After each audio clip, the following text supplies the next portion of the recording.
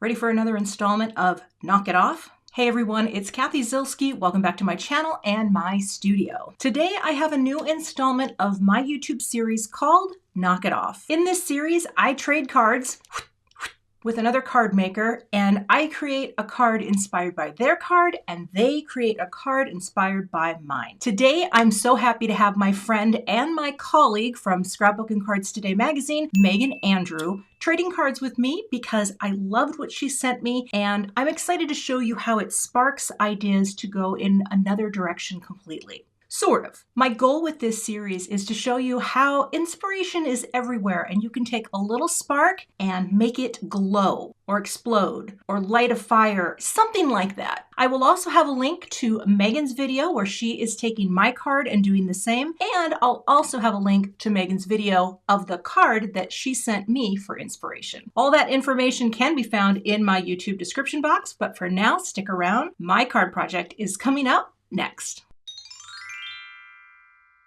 So I have my card from Meghann. I have not opened it, but I have covered up our addresses. So let me get this open and see where the inspiration will take me. All right, trying to be a little careful here because this is nicely sealed, and I don't want to, oh boy, I don't want to mess it up.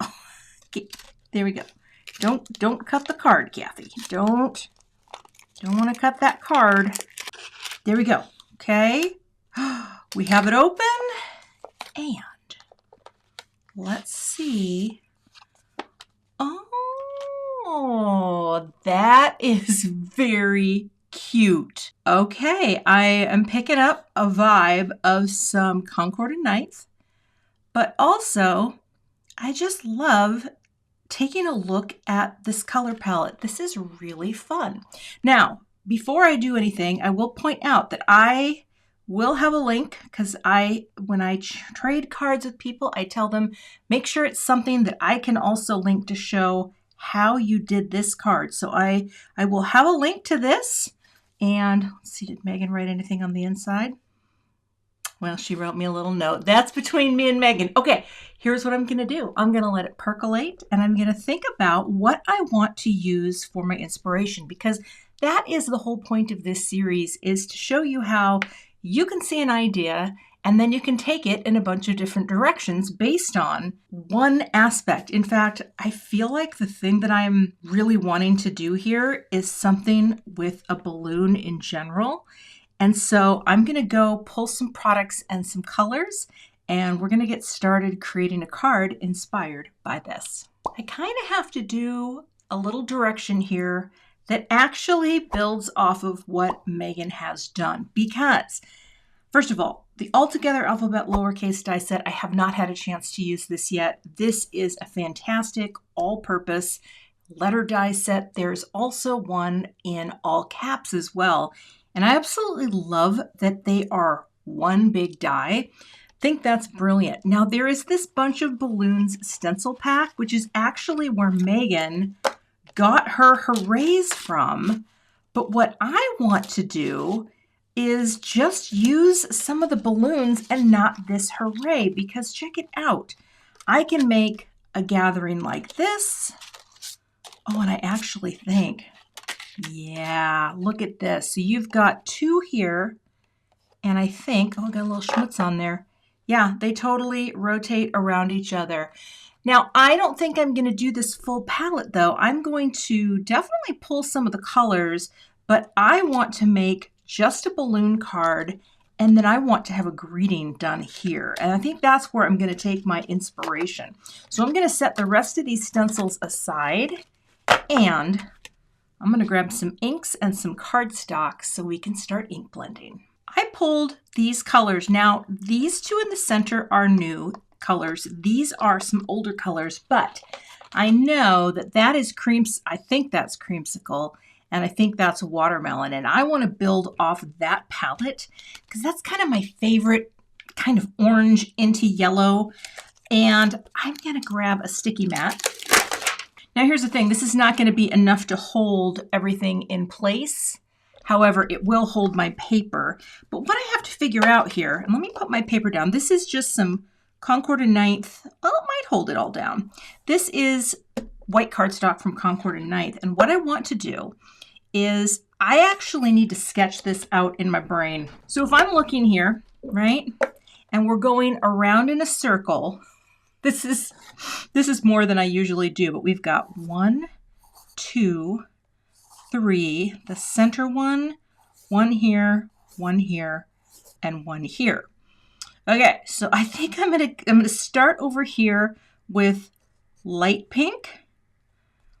5 minutes later. So now if I take the first one here, let's just use the mat to the best of our ability. We'll just slap it on, right? Like that. Okay, that might just hold it. It's gonna work. So then here I know I'm gonna go 1, 2, 3, and 4, and those, yeah, that's how we're gonna do it. All right, that's my science for the day. I'm gonna keep this over here. This is fancier than I have gotten in a while. Let me grab my blending brushes. Oh, we have to start with watermelon. See, almost screwed it up from the start. Okay, let's start here with some blending. I'm just gonna clean my brush off for whatever I was blending before. I just do the old paper towel trick. Yeah, that's pretty good. And we will start. Now, what I could do as well is, I'm just gonna grab one Post-it note so that I can mask as needed. And we're gonna load up with watermelon, okay? I think I'll slide this out just a bit. There's my chart. I'll tap a little off here, and I think I'll make it darker on this side, like that, and then we'll fade up.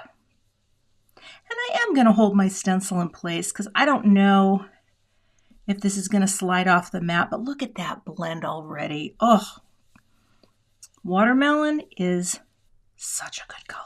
Oh, I love it. Okay, all right, that's one. Great. Now, I should wipe this up before I forget about it. And now we'll move on to our next color, which is going to be creamsicle. Okay. And again, I'll just go like that. And I'll get my orange brush, repeat the cleaning process, and we'll bring in this color. And again, I'll do the same, little darker at the bottom, and then fade in it light. Creamsicle is, oh, it's beautiful.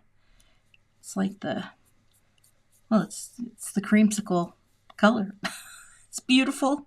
It's what we've been waiting for. But I'm going to try to get, a similar blend on all of my balloons if possible. It's one of my favorite colors. I am going to just do a little tap off and we'll come in. Oh yeah, it's totally different then. Look at that tonal difference from watermelon. Okay. And light. And for those of you who wonder, I like to hold the head of my brush only because I feel like then I have complete control over, we go heavier here, we go lighter up here, right? And I think I've gotten better since I started doing the head hold. Well, I've been doing it for a while, but that looks nice too. All right, just wipe a little as I go because it looked like I might have brought a little orange in there, but maybe that's my imagination. And now here, we're just gonna cover you off, and this is going to be the, wait, is that? Oh no, I've already forgotten. Let me get the other stencil. That's gonna be C. So C is this color. See? Creamsicle, I tell you, this is about as scientific as I get. All right, we'll bring this in. And again, cover you up like that. Oh, and if this gets a little less sticky, you can always just replace it, but I think that will hold. Oh, maybe it won't. All right, I'll get another one. Again, a little darker here, a little lighter at the top.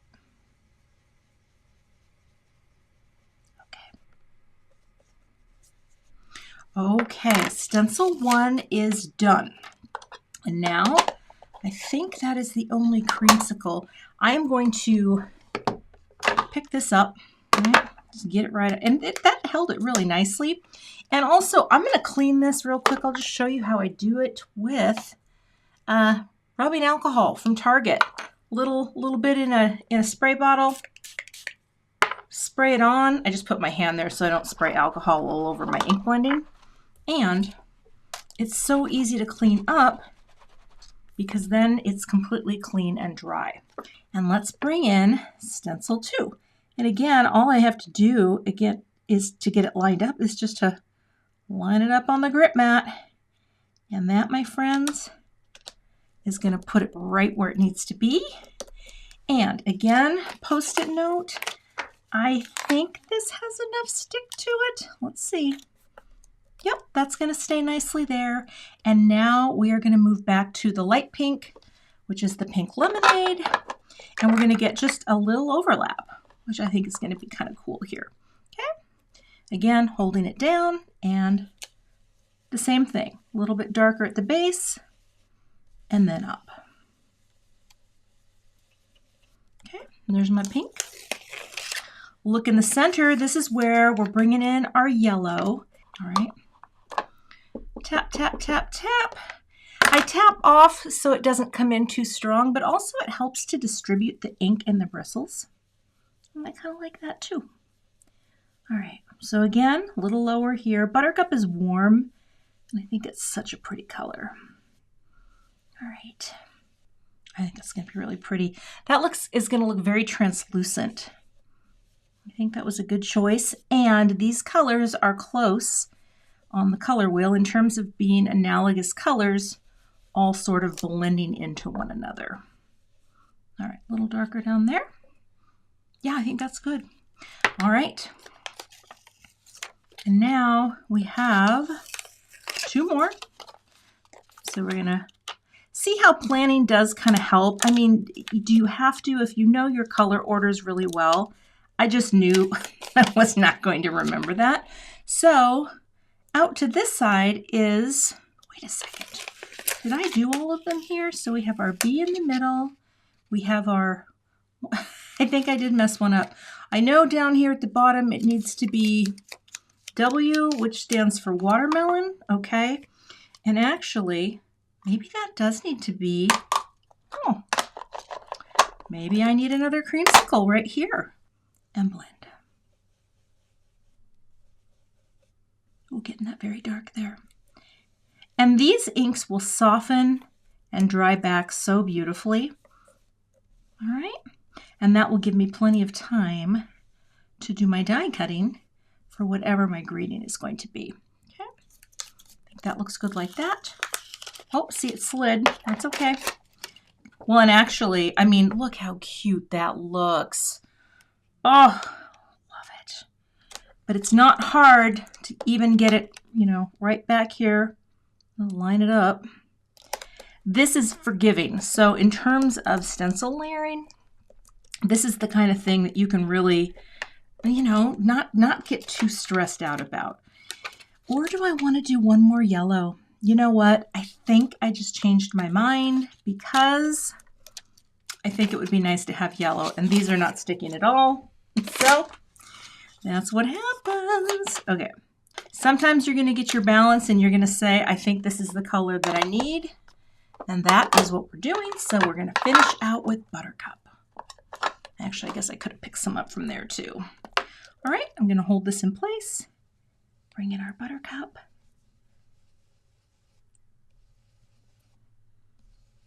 For a nice soft yellow balloon at the bottom. Bring that up. Okay. And don't forget to go both ways when you're blending through a stencil, just to really get that nice and smooth. Oh, that color. Tell you what. And that is all the blending for today. So let's lift it up. And now I have this beautiful gathering of balloons. Look how cute that is. Gently lift it up so I don't bend it too much. Isn't that pretty? Again, I'm not completely sure what I'm doing next, but I'm going to, I think for my greeting, I want to do kind of a minimal thing. And I got to show you a little hack. You ever get one of these and the tape on the back and you don't feel like you don't have the energy to like get the tape off, I do all kinds of things to get it off, but right now I'm not going to worry about that. And I am going to focus on the letters H, B, and D. And so because of that, I don't need to have, let's see here, I don't need all of these letters. I want to do a lowercase HBD, standing for happy birthday. So I'm going to say, I'm going to go here and go ahead and just cut that portion out. So let me run that through my machine. HBD, happy birthday. That's going to be my minimal greeting. So I'm actually going to cut this out in the same fashion 2 more times, maybe 3 more times. I don't know. And I might do something shiny for the top. That I haven't decided yet. Let me get them all cut out and then I'll make a decision. I thought about doing a balloon in each thing like that. That's actually really cute. But in the meantime, I think I want a stitched border if this is big enough.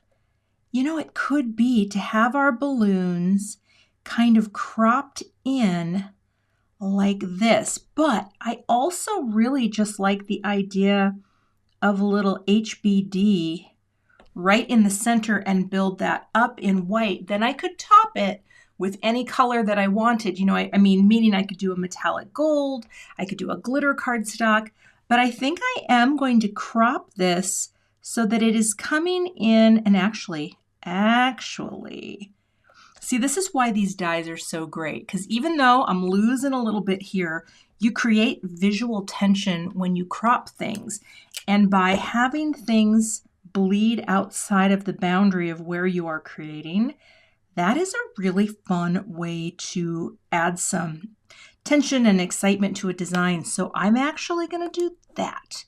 And I'm going to run that through my die cut machine, and then I'm going to figure out the placement of the HBDs. And if I want to top them in like a color or a matte gold or something, I'll make that decision in a second. But right now, we're going to slide you guys out, and I'll just go cut this out. Let us see what we have. See, I love, oh yes, I love that the little stitched border. It's so cute. So we have that. And now I'm going to go ahead and get my ruler out, and we're going to glue on the HBD. I really think I am going to do it in a line, and part of the reason why is I don't want to have this little open space here. And in fact, I got a little schmutz in there. And so let's zoom in here a bit. And I think I'm going to take a magnet. Now these don't really hold, they don't like, I hope there's nothing under there, because that would be the worst, right? They don't hold that great, but I am going to put some music on and glue these up. I'll speed it up real fast because, you know, watching paint dry, right? But we're going to go H, a B, and a D. Oh, the lowercase, I tell you, it is just, and that way I kind of can fill that little space in the middle like that.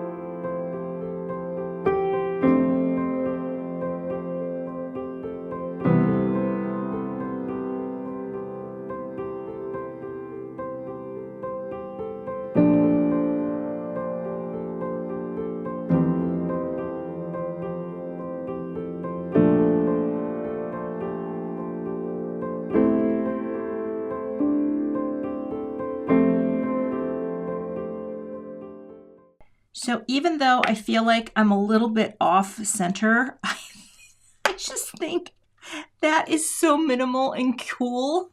I love it. I think I probably will be adding something shiny to this, but isn't that cute? Or maybe I could do enamel dots. I don't know. Let me pick out my cardstock base, because I I feel like I'm gonna probably do watermelon just because it's new and I love it so much. So let me grab some paper and I'll just leave that on. See how the white on white, even though it's not like in your face, but when you build up that dimension, you definitely have enough to make it stand out. Actually, I'm gonna go with pink lemonade. I feel like this is going to be a stronger look with this card.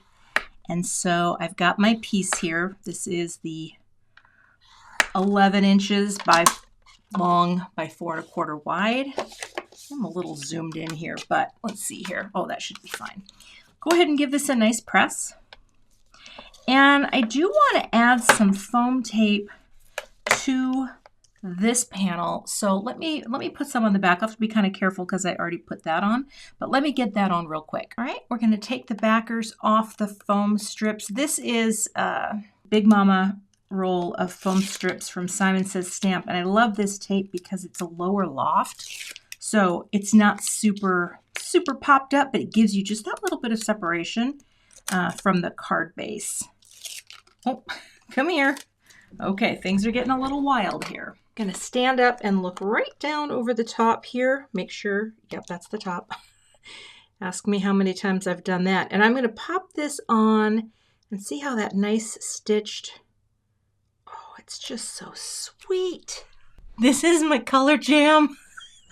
I love this so much. Okay, let me find something shiny to boop on to this card project. I pulled out some of the new clear, positively dazzling gems from Simon Says Stamp. They are super shiny and they're glass, so you don't want to like smash down to see if they'll break. They did tests at the office apparently. I have intel, but here I'm just adding the most subtle shine. So we're going to go, well, not subtle, it's beautiful. Boop. But these gems come in three sizes. And these ones, boop, are just so tiny. I love the small ones. And we'll put you here. Boop, just for a little shine, right? Nothing over the top. Boop. And last but not least, boop, a little friend there. And that is, although I could now, you know what, I should stamp something on the inside too, just to be fancy. I could stamp any kind of birthday greeting. In fact, I might go ahead and do that. So hold tight. Let me grab something for the inside. I'm going to use one of my birthday stamps from my Birthday Basics. This has been a very popular set at Simon Says Stamp.